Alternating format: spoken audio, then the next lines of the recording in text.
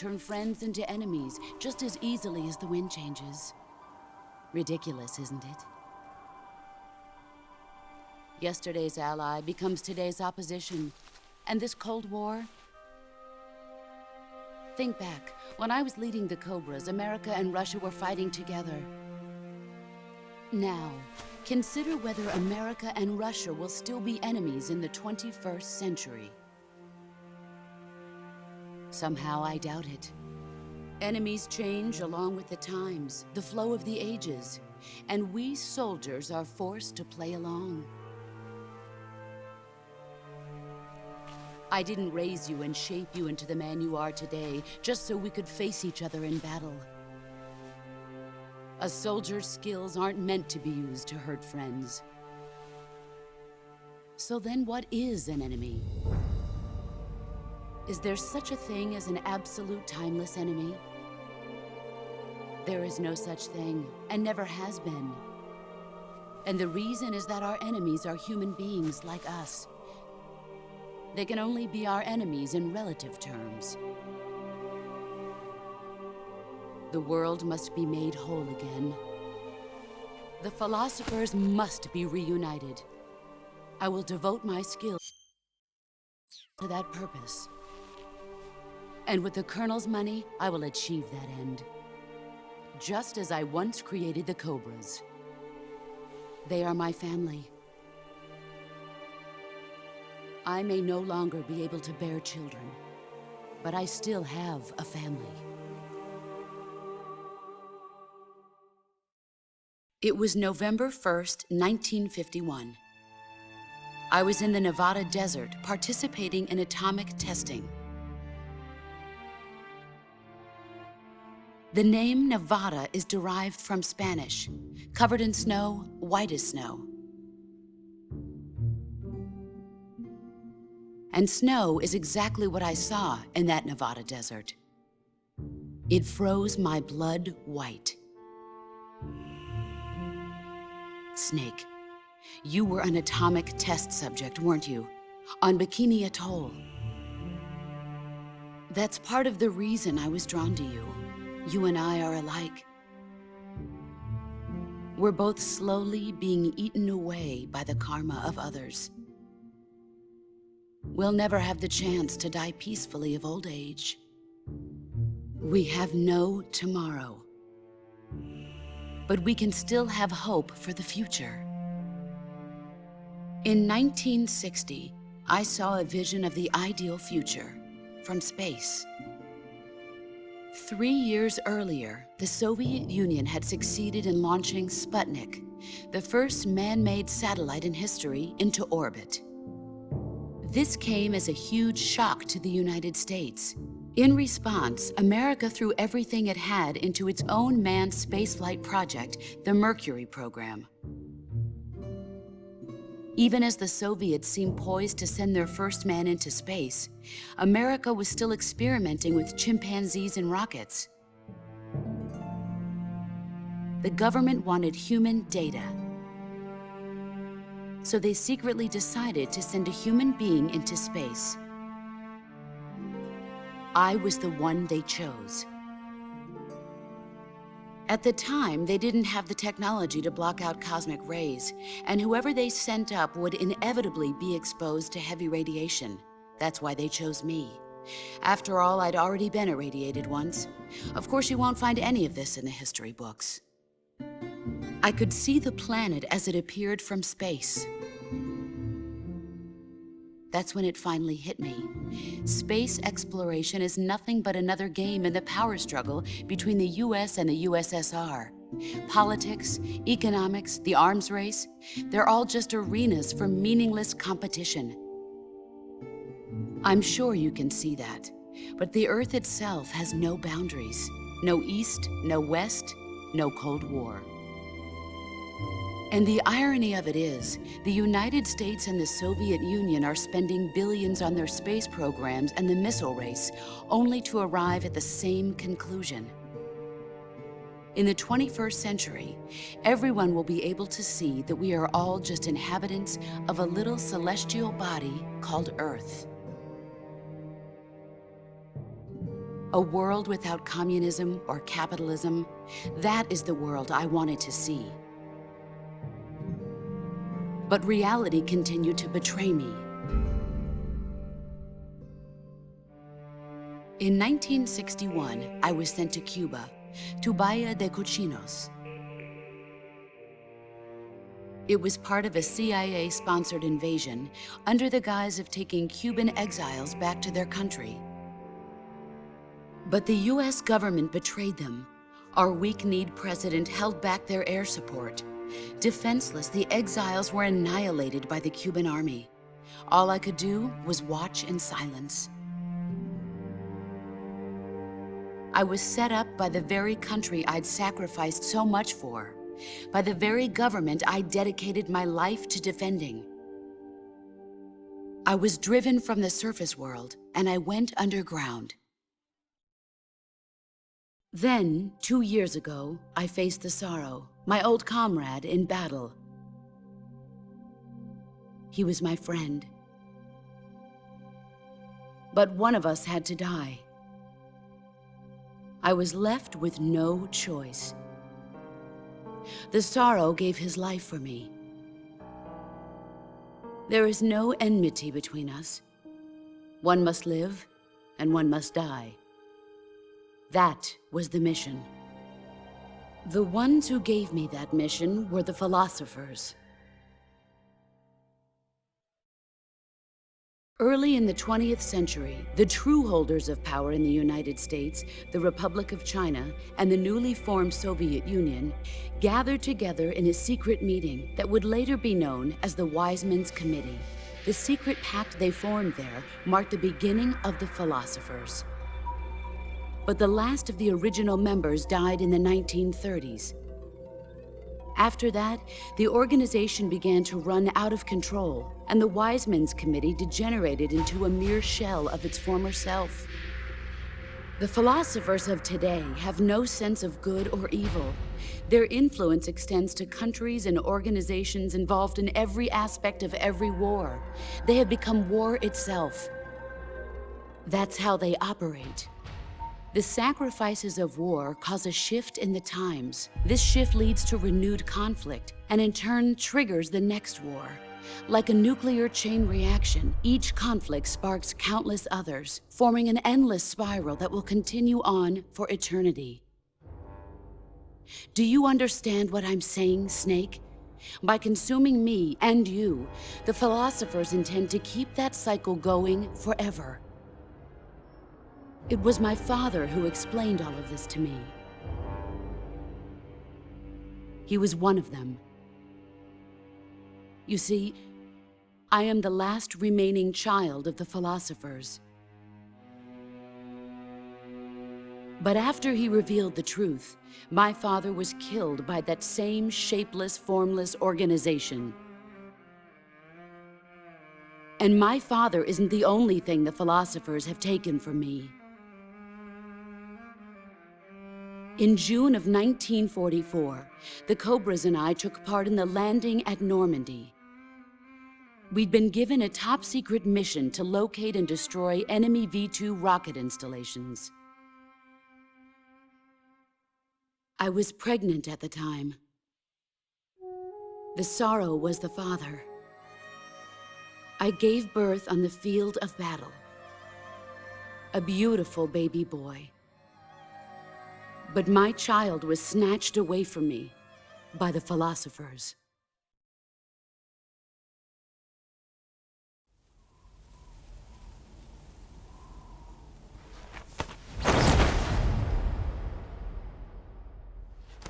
Look at this scar. This is proof that I was once a mother. I gave up my body and my child for my country. There is nothing left inside me now. Nothing at all. No hatred, not even regret. And yet sometimes at night, I can still feel the pain creeping up inside me, slithering through my body like a snake.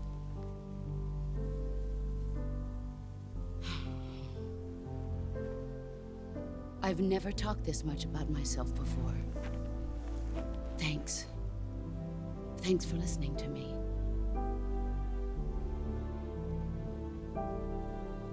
I feel content.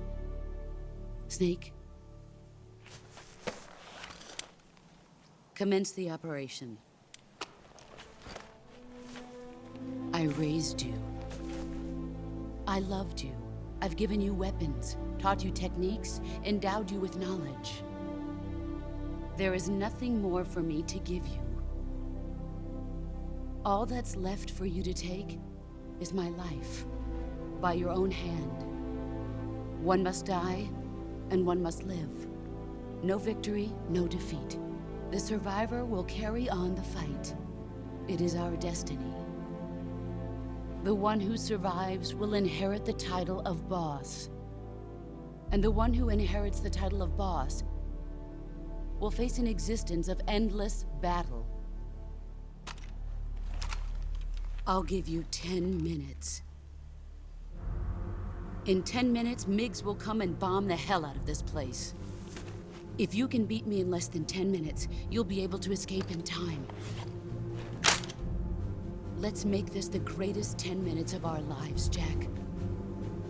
Boss. You're a soldier. Finish your mission. Prove your loyalty. Face me. I come.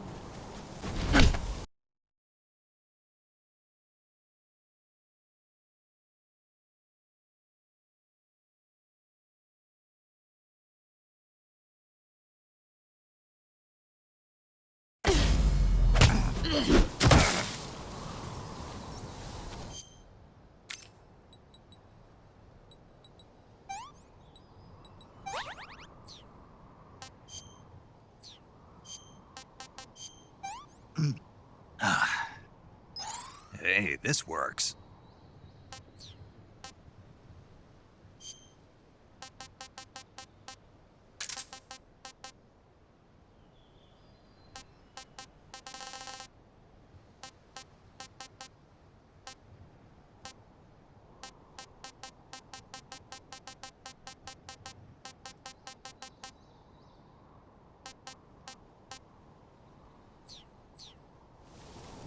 Run quick.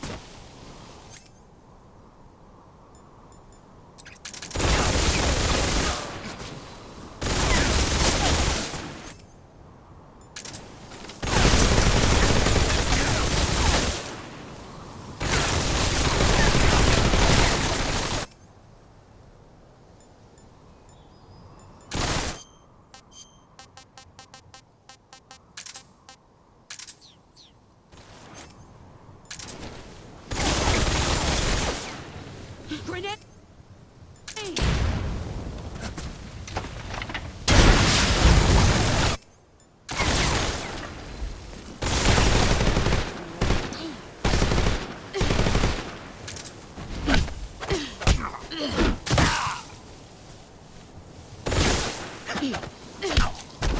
Time to play rough.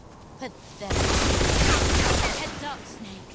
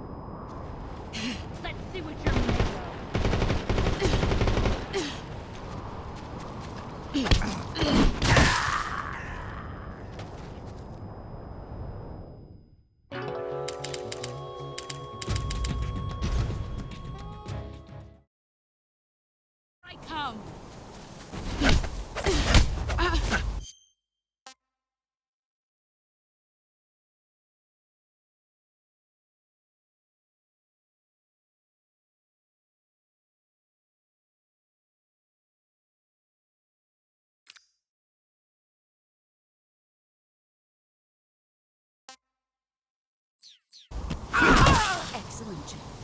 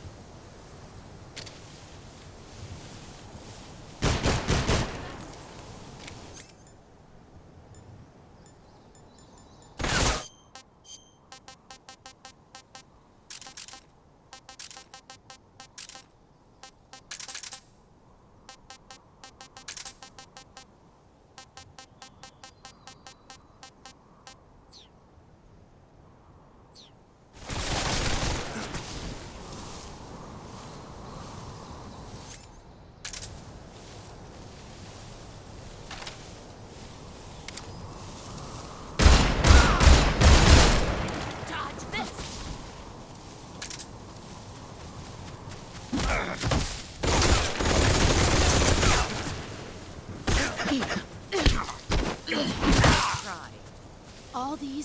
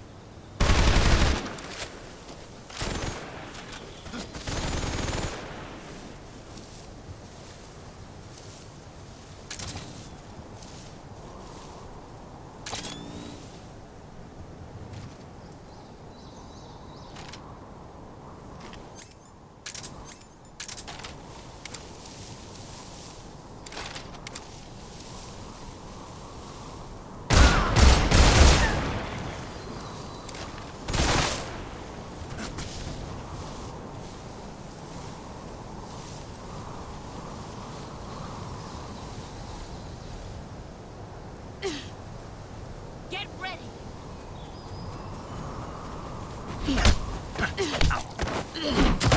Is that all you've got?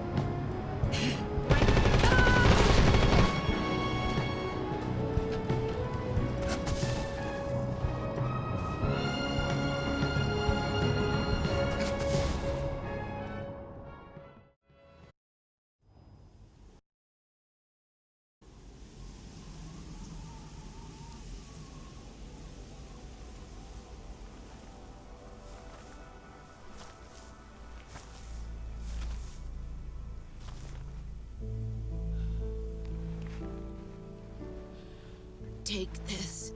Keep it safe.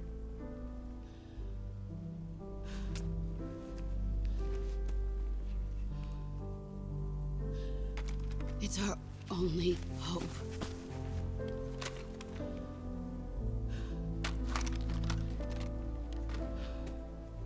A patriot? Why are you giving me this? Jack. Or should I say, Snake. You're a wonderful man. Kill me. Kill me now. Do it.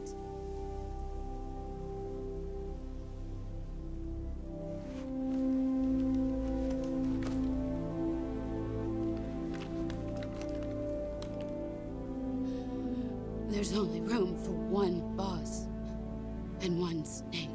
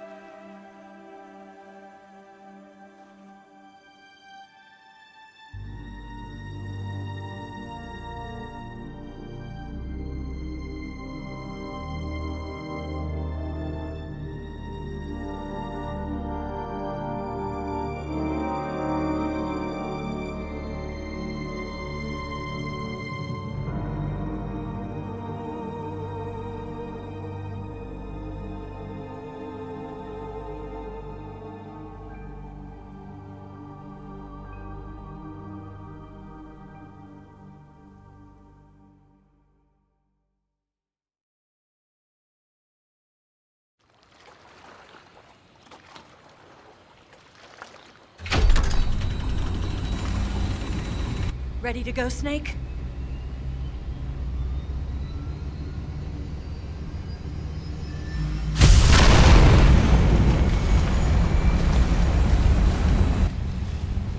Are you okay? Snake? Yeah.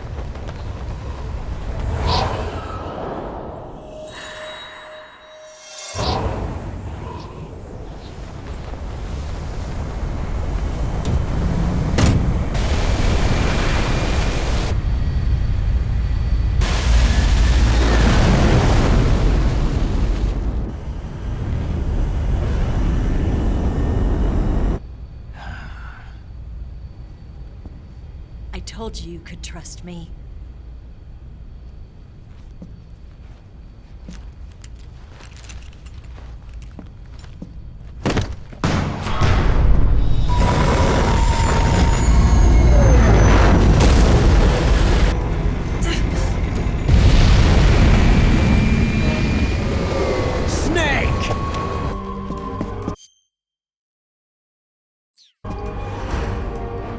Ocelot! We're not done yet!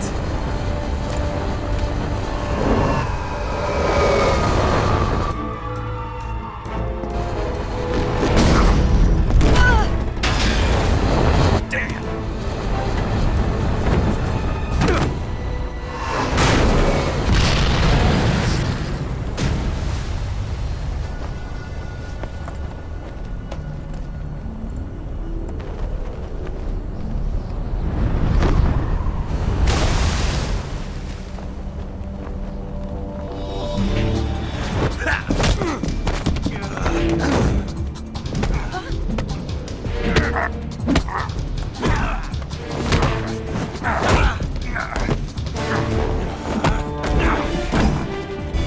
Too heavy!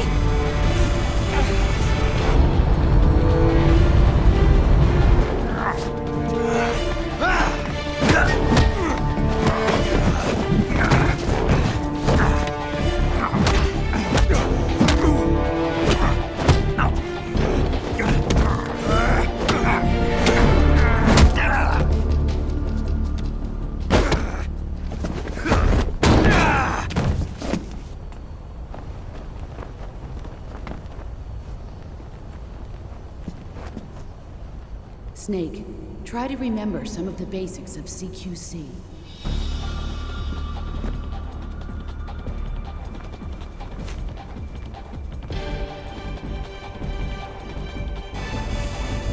Not good!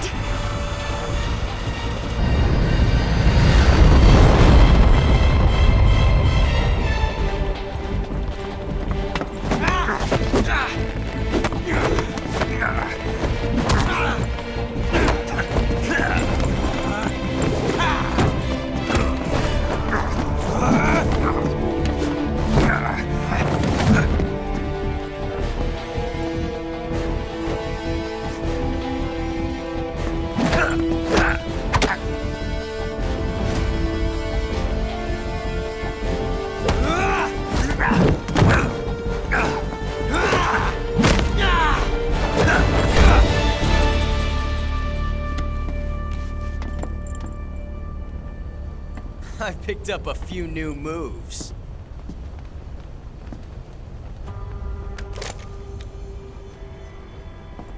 Huh. It doesn't feel right to shoot an unarmed man. But I'll get over it. Eva!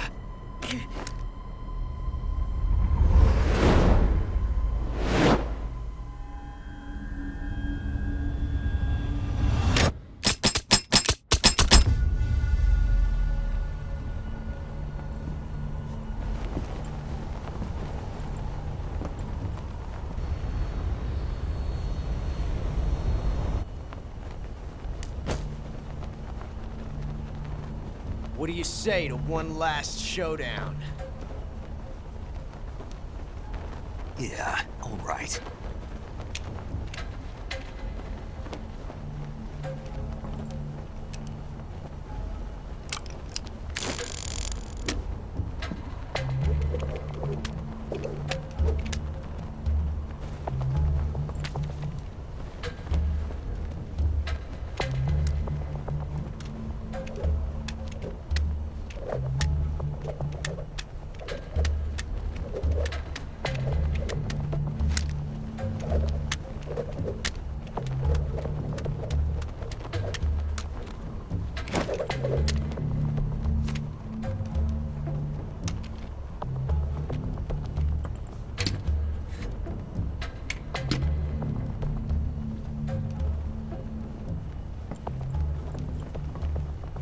What's your name?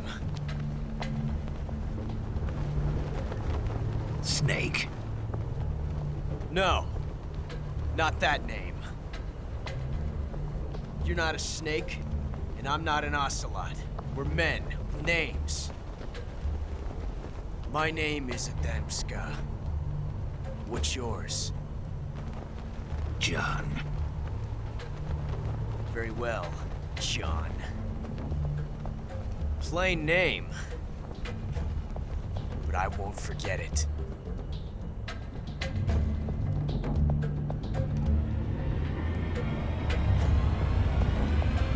Come on!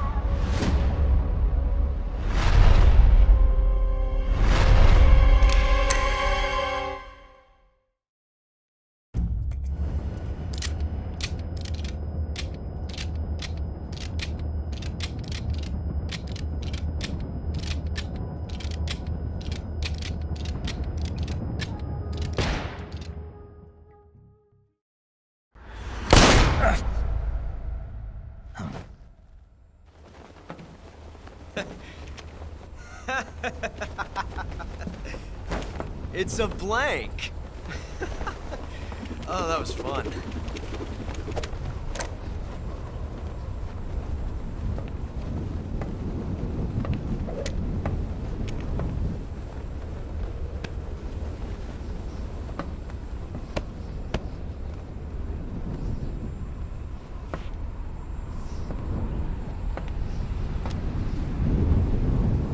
Till we meet again, John.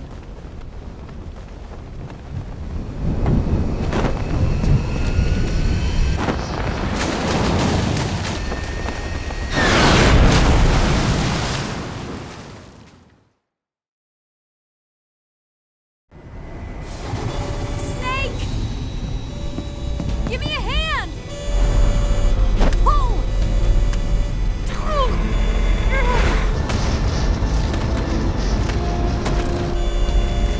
Come on, pull up!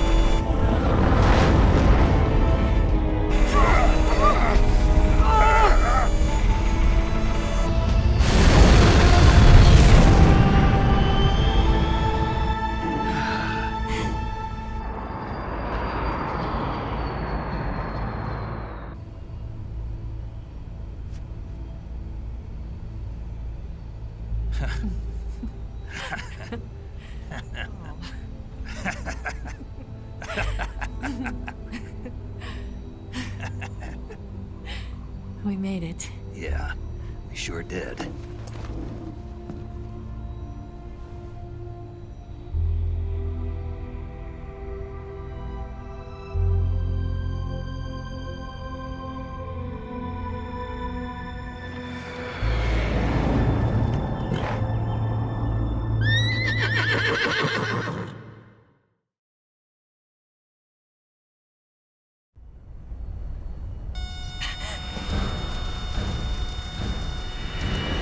Oh no, Miggs!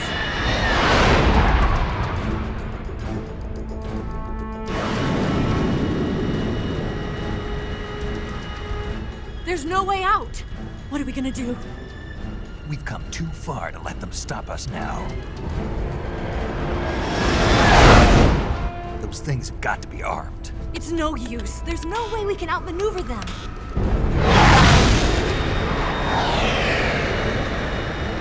They're gonna shoot us down. We were so close. Weapon systems on. Locked on target. I got tow. You were great, Eva. Huh? Thanks.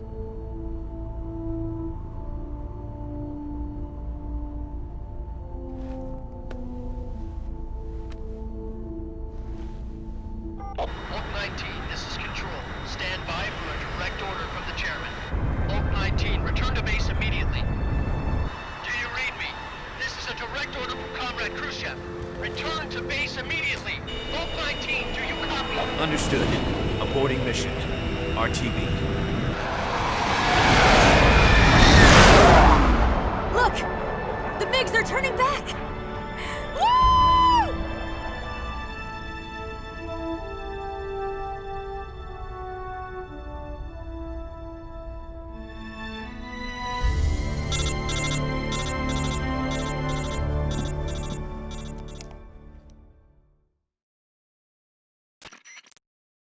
Well done, Snake. The MiG's disengaged.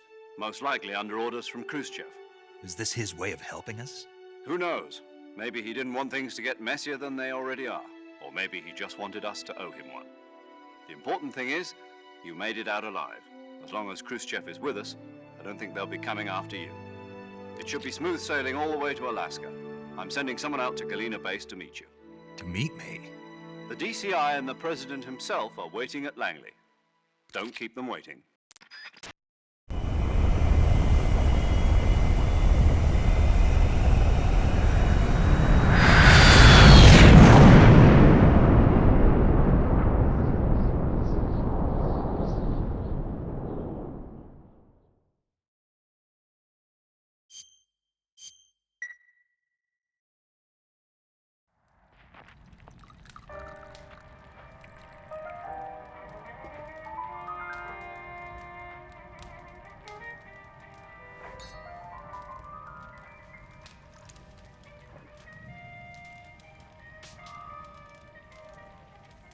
So what are you going to do now? Go back to the KGB? What do you want me to do? Did you ever think about coming back to America? I can't go back. I've left America behind me. But you saved this country. I didn't do it alone.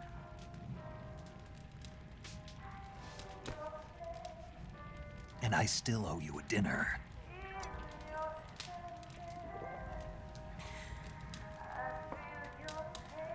Is that part of your mission too? Or is it an order? Or is it an invitation?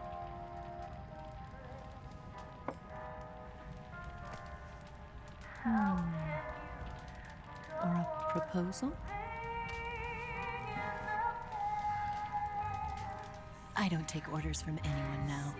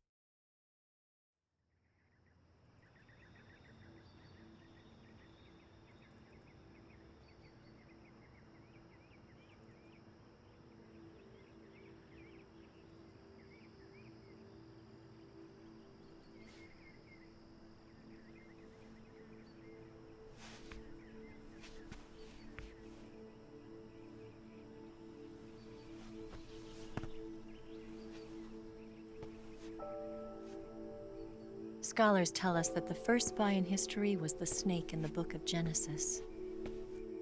In that story, it was Eve who was tempted by the snake in the Garden of Eden. But this time around, it was I who tempted the snake and got away with the forbidden fruit of knowledge. Forgive me, snake.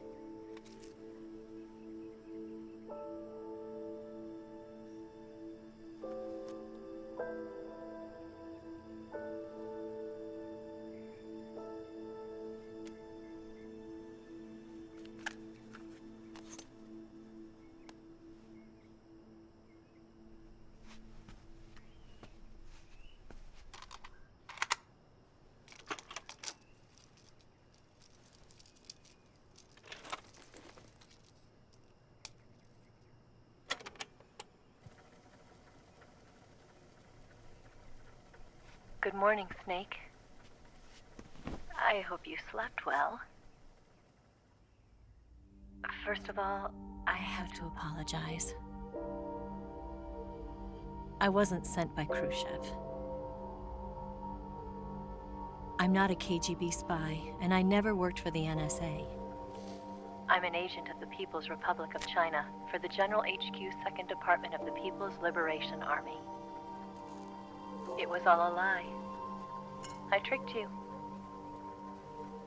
And I'm sorry.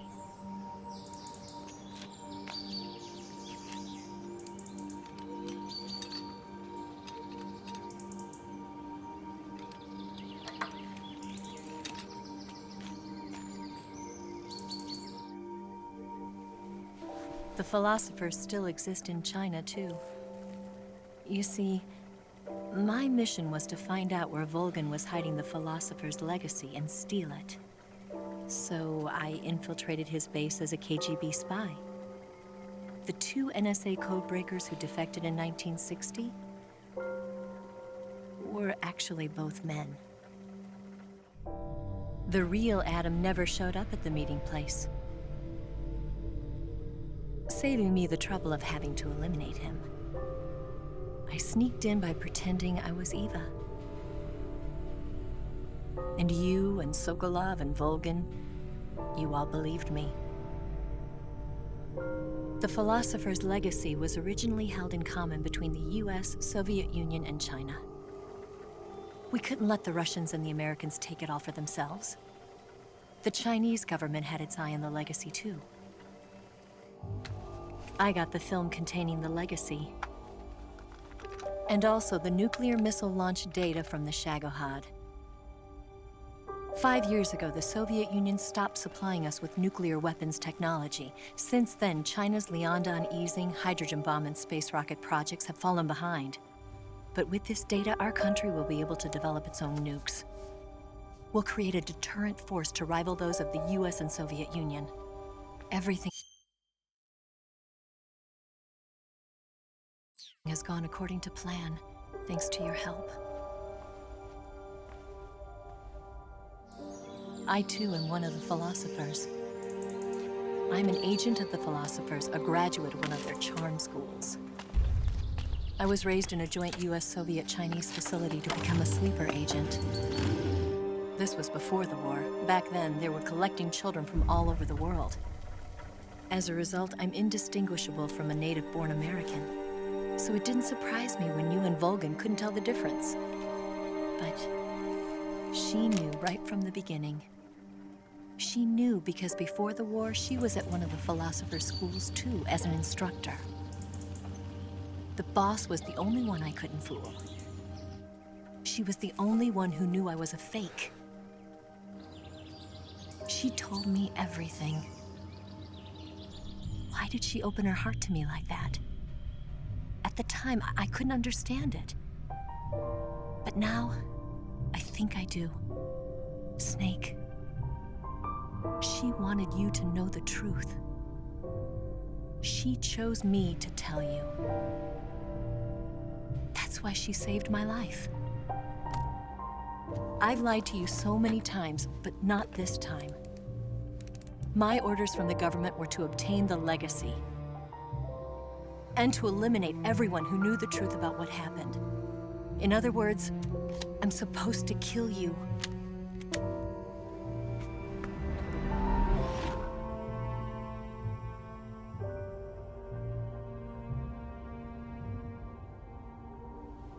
But I can't do it.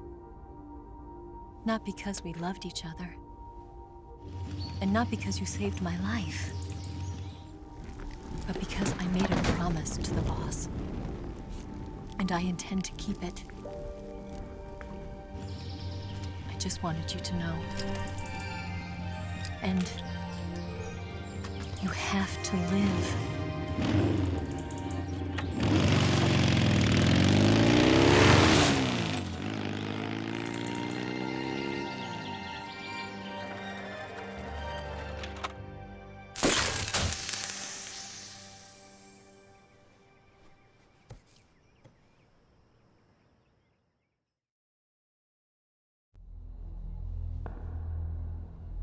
Snake, listen to me.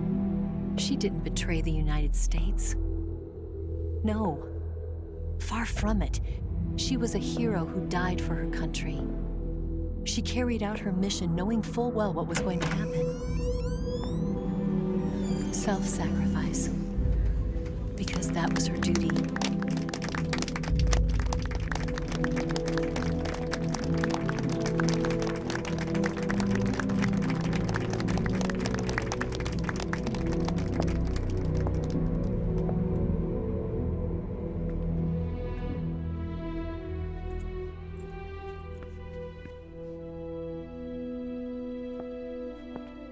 You are above even the boss.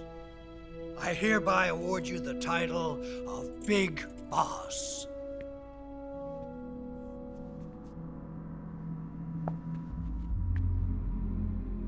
You are a true patriot.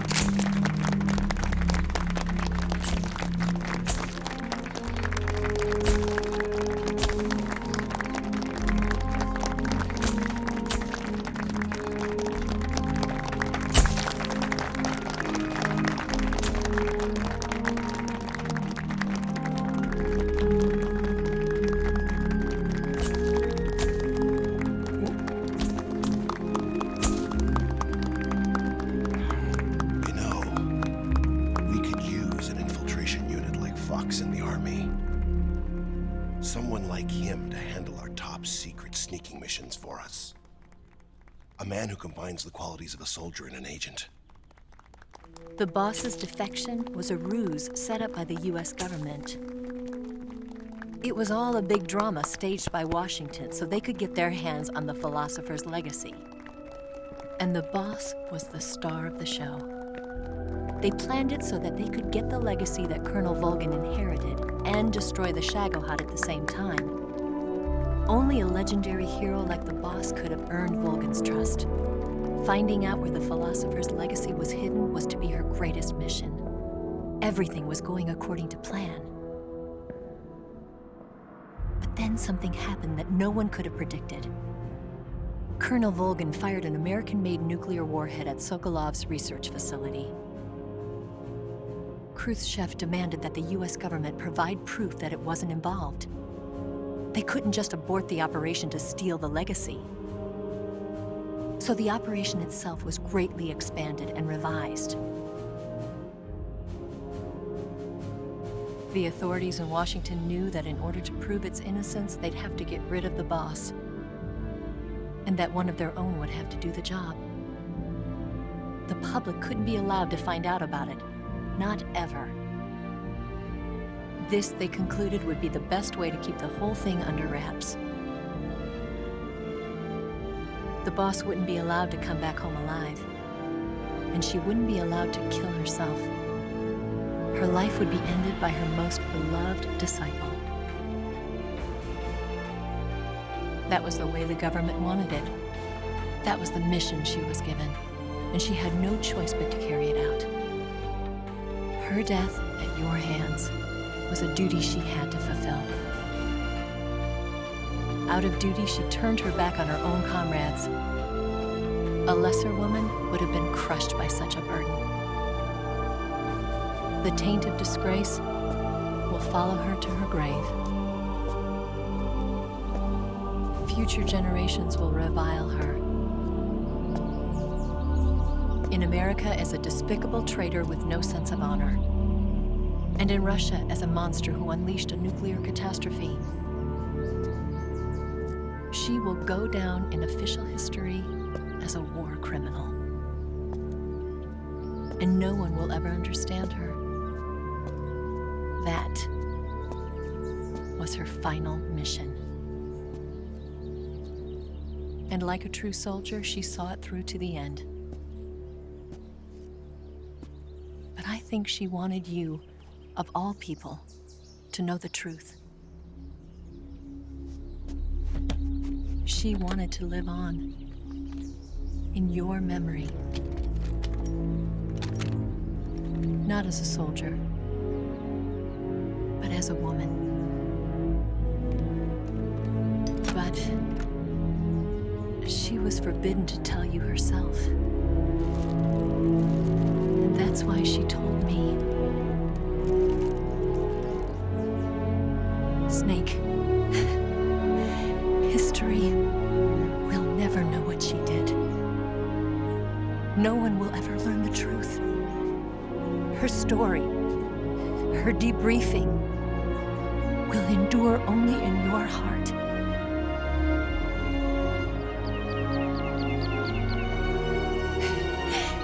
Everything she did for her country. She sacrificed her life and her honor for her native land. She was a real hero.